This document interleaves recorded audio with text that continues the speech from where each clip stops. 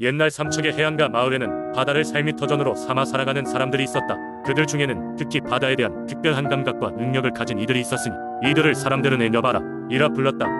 해녀바람은 단순한 해녀들과 달리 바다의 날씨를 예측할 뿐 아니라 때때론 바다 생물과 대화도 나눌 수 있는 신비로운 능력을 갖고 있었다고 한다. 이 해녀바람의 원조가 된 여인의 이름은 송이였다. 그녀는 어려서부터 바다에서 놀기를 좋아했고 바닷속 생물들과 친구가 되었다. 송이는 바다의 파도 소리, 물고기의 부름, 그리고 물결의 리듬을 자연스럽게 이해할 수 있었다. 그런 그녀에게 바다는 단순한 자연의 일부가 아니라 가족과도 같은 존재였다. 송이의 명성은 어느 날 밤 거센 폭풍이 몰아쳤던 날에 시작되었다.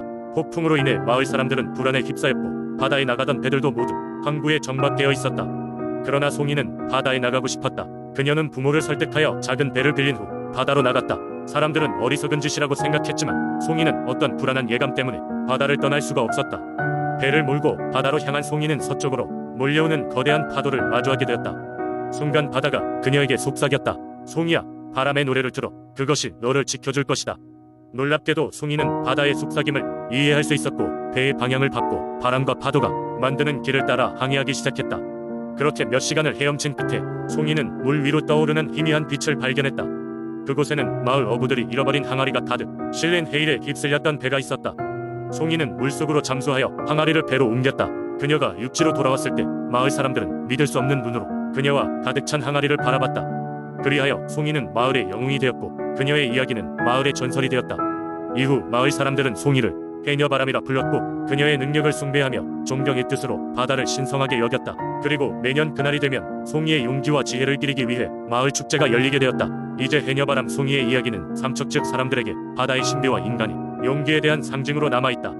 두 번째 이야기, 옛날 옛적 삼척의 깊은 산속에는 용신이라고 불리는 신비로운 존재가 살고 있었다. 이 용신은 물의 신으로 삼척 지역의 강과 호수를 지배하며 그곳에 생명을 가꾸고 조율하는 역할을 담당하고 있었다. 전설에 따르면 용신은 하늘의 명을 받아 이 땅에 내려온 존재로 인간의 눈에는 보이지 않았다. 하지만 그 영향력은 바람과 물결을 통해 누구나 느낄 수 있었다. 매년 봄이면 삼척의 사람들은 용신에게 감사의 마음을 전하기 위해 특별한 제사를 올렸다. 이 의식은 용신제라 불리며 마을의 번영과 안녕을 기원하는 자리였다.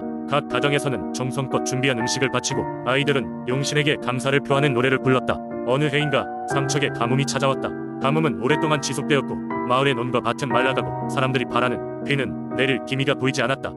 모두가 절망하는 가운데 한 젊은 농부가 마을 사람들을 모아 말하였다. 우리의 진심이 닿지 않는 걸까요? 아마도 우리의 제사가 용신에게 닿지 않은 것 같습니다. 제가 산 깊은 곳까지 가서 용신에게 직접 우리의 사정을 아뢰을 것입니다. 농부의 말에 마을 사람들은 처음엔 만류했지만 그의 결심이 확고함을 알고 끝내 허락하고 말았다. 그는 깊은 산속으로 들어가 용신이 머문다는 신령한 호수를 찾아 나섰다. 며칠 밤낮을 걸은 끝에 그는 마침내 전설 속의 호수에 이뤘고 그곳에서 간절한 마음으로 용신에게 기도를 올렸다. 용신이여, 삼척의 자식들이 당신께 간절한 소망을 전해왔습니다. 이 땅에 비를 내려주시옵소서. 우리의 마음을 헤아려 주신다면 평생 용신을 위한 제사를 더욱 성대히 올릴 것을 약속하겠습니다. 그의 목소리가 잦아들었을 때 호수의 물결이 일렁이며 하늘이 흔들리듯 구름이 모여들었다. 마침내 비가 내리기 시작했다. 이는 농부의 간절한 호소에 용신이 응답한 것이라 마을 사람들은 믿어 의심치 않았다. 그 후로 삼척의 사람들은 용신제를 더욱 성대히 지냈고 그 농부의 이야기와 함께 용신의 전설은 대대로 전해져 내려가게 되었다. 사람들은 농부를 용신의 사자로 부르며 두고두고 감사함을 잊지 않았다고 한다. 이러한 전설은 마을 사람들에게 자연과 조화를 이루며 살아가야 한다는 소중한 교훈을 남겼고 오늘날까지도 그 이야기는 삼척의 신화로 남아 많은 이들에게 전해지고 있다. 세 번째 이야기, 옛날 옛적 해마다 용왕제를 지내는 통영의작은 어촌 마을이 있었습니다. 이 마을 사람들은 바다에서 얻은 수확으로 생계를 꾸려나가고 있었기 때문에 바다의 신에게 깊고도 뜨거운 신앙을 바쳤습니다. 용왕제는 마을 전체가 함께 바다의 신, 즉 용왕님께 감사와 염원을 드리는 중요한 축제였습니다. 마을에서는 이 제를 준비할 때 가장 신중하고 경건한 마음으로 임했습니다. 마을의 어른들이 중심이 되어 1년 중 가장 좋은 곡식과 신선한 어류를 곡물로 준비하였고 제전에 필요한 다양한 의식을 정성껏 준비했습니다. 마침내 용왕제를 앞두고 있던 어느 날 바다는 유난히도 잔잔했고 하늘은 맑고 푸르렀습니다. 마치 용왕님께서 제를 기다리고 계신 듯했습니다. 마을 주민들은 든든한 마음으로 해변가에 모여 제를 시작했습니다. 헌데 그때 뜻밖의 사건이 벌어졌습니다. 바다 한가운데 거대한 파도가 일더니 그곳에서 수정처럼 투명하고 빛나는 용이 나타난 것입니다. 마을 사람들은 이를 보고 당황했지만 곧이어 용이 부드러운 목소리로 말하여 모두가 놀랐습니다. 두려워하지 마라. 내가 바로 용왕이다. 매년 너희들이 보여준 정성과 신앙에 매우 감동하였노라. 이제 너희 마을에 큰 복이 찾아올 것이다. 용왕은 이렇게 약속한 뒤 물결 속으로 사라졌습니다. 이후 마을에서는 신비로운 일이 벌어졌습니다. 바다에서 잡히는 물고기들은 이전보다 훨씬 크고 풍성해졌고 기후도 온화해져 농사가 잘 되었습니다.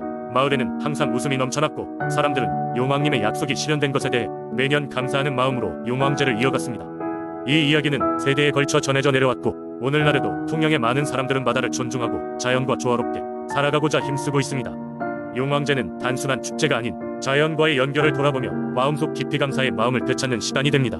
통영의 사람들은 이 이야기를 통해운이란 그저 떨어지는 것이 아니라 정성과 신앙의 결과로 얻게 되는 것임을 깨닫고 있습니다.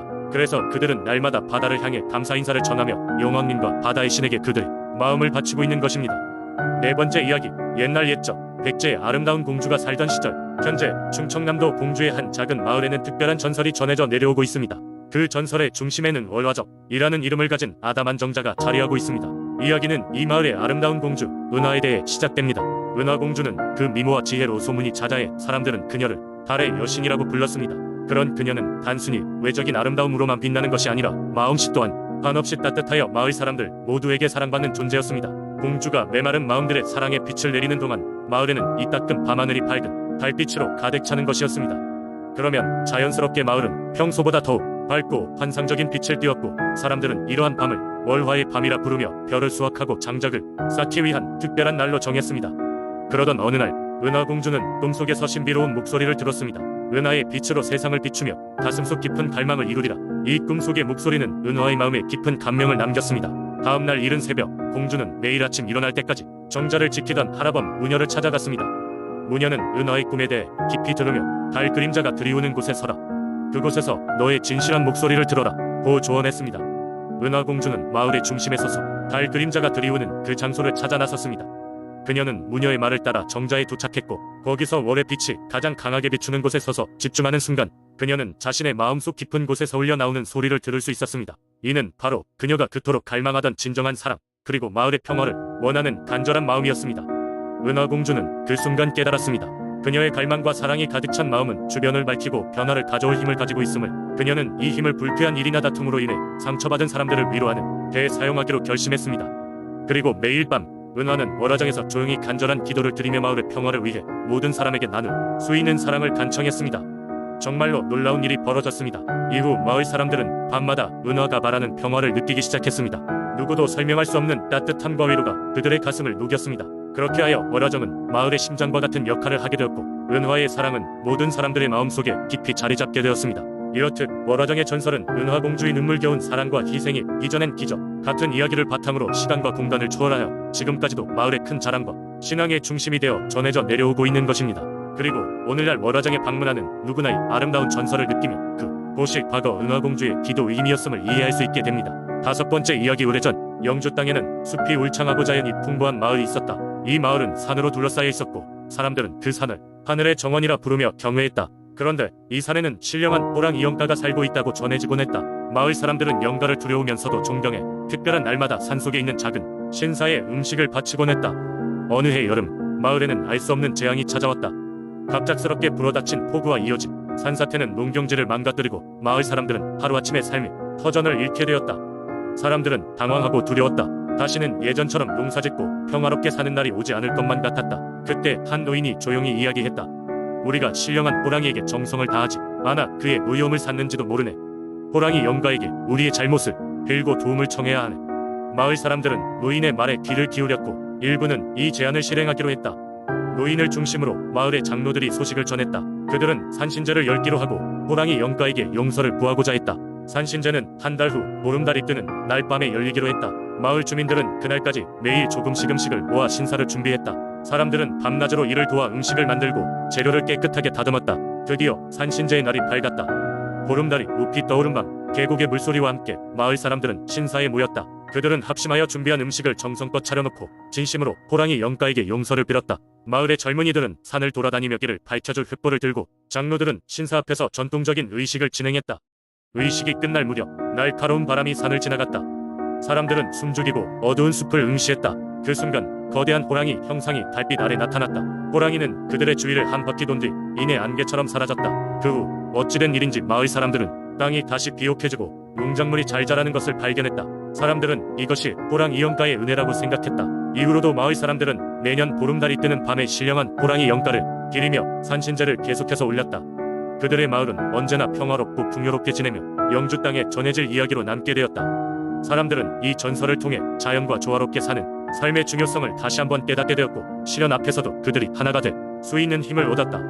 이렇게 영주의 호랑이 전설은 오늘날에도 사람들에게 자연과 믿음의 깊은 경애를 일깨우며 전해지고 있다. 이는 단순한 옛 이야기 그 이상으로 삶의 지혜와 교훈을 담은 소중한 유산으로 남아있다.